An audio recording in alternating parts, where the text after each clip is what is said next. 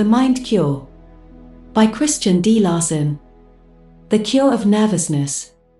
It is a well-known fact that a considerable majority of the people in this country are addicted more or less to nervousness in one or more of its many forms.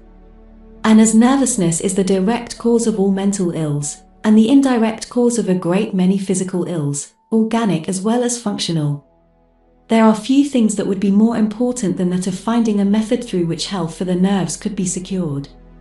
How to cure this malady has long been a problem. Medicine as a rule avails but little, and the various forms of other therapeutic systems reach but a limited number.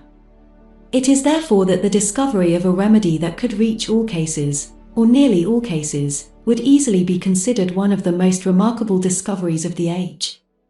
We may safely state that when people learn to keep the nervous system in perfect order, there will be very few cases of insanity, if any, and physical diseases will be reduced at least one half. In addition to this, the power and capacity of mind will be increased to a very great degree.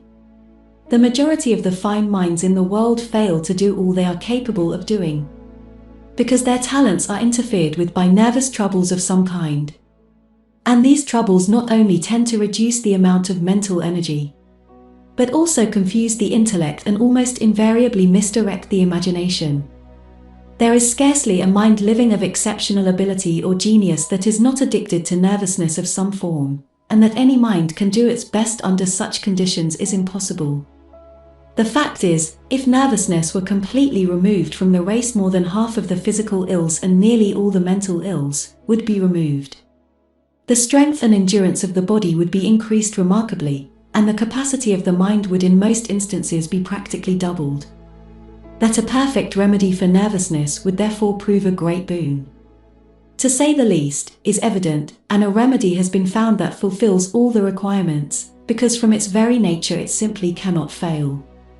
This remedy will give health to the nerves in every case where it is used, and it is so simple that all who will apply it can do so successfully.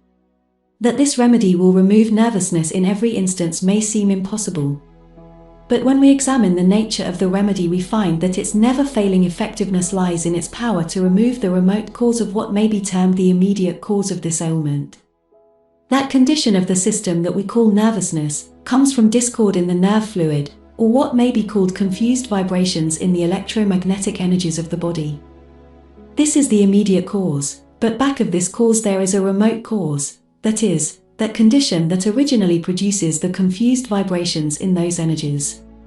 The nerve fluid we speak of may be termed human electricity, as its nature and actions correspond exactly with electrical currents, though, of course, it is much finer in quality than ordinary electricity. The human brain may accordingly be termed a dynamo, because those fine currents are generated there, and the nerves may be termed the wires that carry this fluid or electricity to every part of the body. The functions of this nerve fluid are many. Every thought, state, condition, or action produced in the mind is carried all through the body over these nerves or wires by the force of this fluid, and in return everything that is taking place throughout the system is conveyed to the brain by the same process. The nervous system is therefore a human telegraph system through which the mind is constantly kept informed concerning the events of its own world, and constantly giving directions with regard to what is to be done in every part of its world, and we can readily understand how false news or information can be transmitted, and how urgent news can be delayed in its passage, should these finer electrical currents be disturbed. When a person is suffering from nervousness, he is frequently deluded concerning the conditions of his system, the reason being that he is getting false news because the telegraph system is not in perfect order. In like manner, such a person may fail to get the exact facts concerning his conditions. There may be conditions brewing in his system of which he is not aware, because the news is lost on the way. The same state of affairs, however, is frequently brought about by drugs.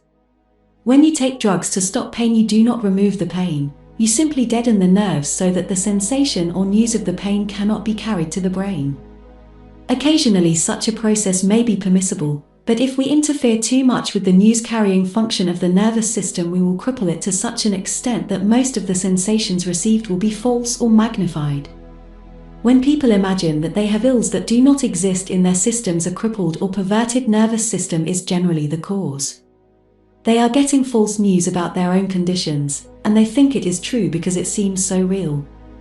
Not everything is true, however, that seems real. The fact is that the more disturbance and perversion there is in the nervous system, the more real will also its false impressions appear to be, and the reason is that a disturbed nervous system is abnormally sensitive.